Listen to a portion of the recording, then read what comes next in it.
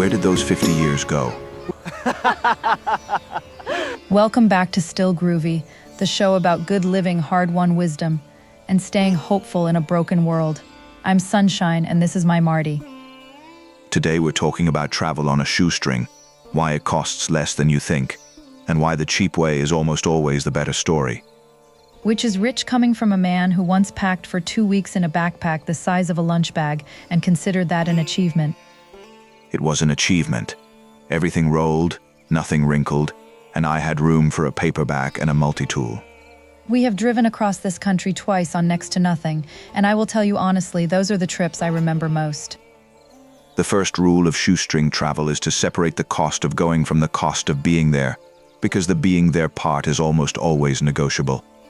Flights are the one big fixed cost, and even those bend if you're flexible by even 2 or 3 days on either side of your dates. Google Flights has a calendar view that shows you the cheapest days in a whole month. Use it, and you can sometimes save several $100s on a single ticket.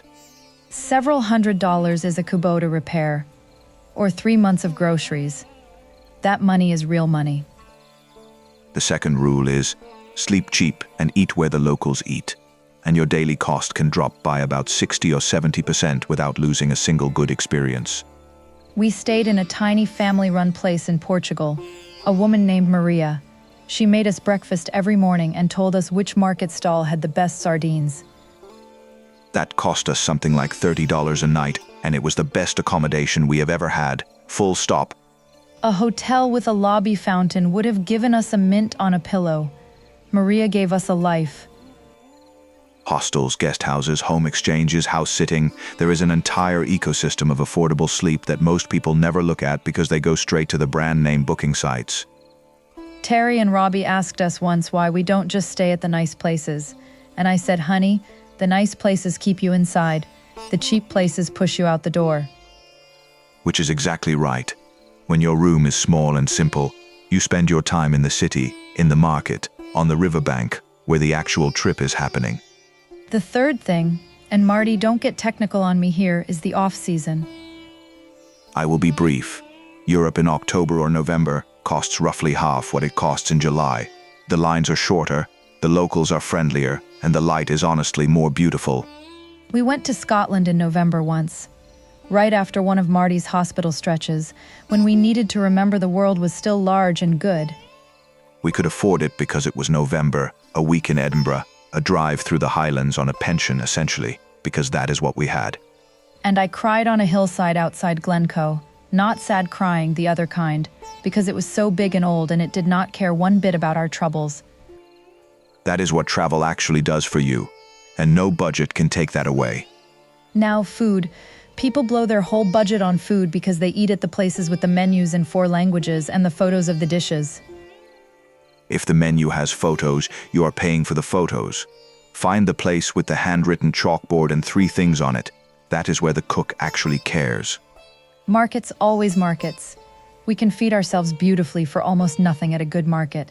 Cheese, bread, olives, whatever the season has, and we eat outside like kings. I ran the numbers once. A market lunch for 2 in France cost us about $8. The cafe across the street was $45 for the same approximate nutrition. Marty ran the numbers. Of course he did. Someone has to. The other thing nobody tells you is that slow travel is cheap travel. Stay in one place a week instead of hopping every 2 days and your per-day cost falls off a cliff. You also actually learn the neighborhood. The baker who opens at 6, the park where old men play chess, the shortcut that saves 20 minutes. We rented a little apartment in the south of France for 10 days, cheaper than a hotel room per night. And by day 3, the woman downstairs was leaving us figs from her tree. The internet has made this so much more accessible.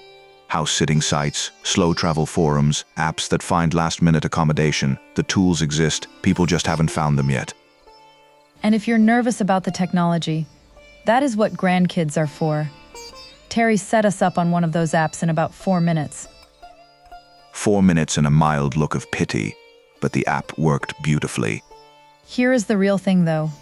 The shoestring forces creativity, and creativity is where the joy lives. A tight budget asks you to be present and resourceful. When I was deep in dialysis, doing it myself here at home on the 33 acres, travel felt impossible. But we did a road trip, just Ontario, just 3 nights, and it reminded me the world still had edges we hadn't seen.